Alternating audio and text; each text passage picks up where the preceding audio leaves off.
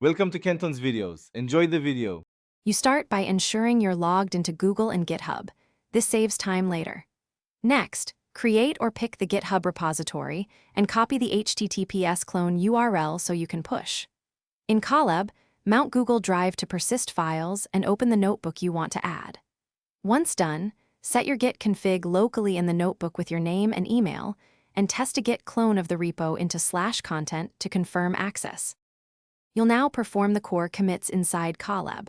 Clone the repository into /content so file paths are predictable, then modify or add the notebook and any data files. Make small, focused commits. Run git add for changed files, then git commit with a clear message explaining the change. For authentication, generate a GitHub personal access token and use it when pushing. Alternatively, configure a credential helper. Make sure to pull first to merge remote changes before you push to avoid conflicts.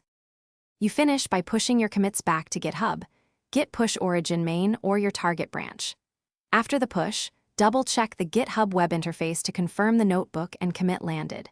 If the push fails due to authentication, re-enter your token or reconfigure credentials.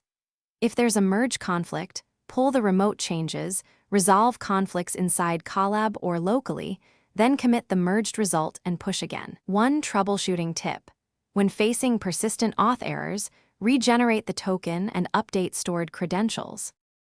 Thanks for watching. Consider subscribing if we helped you.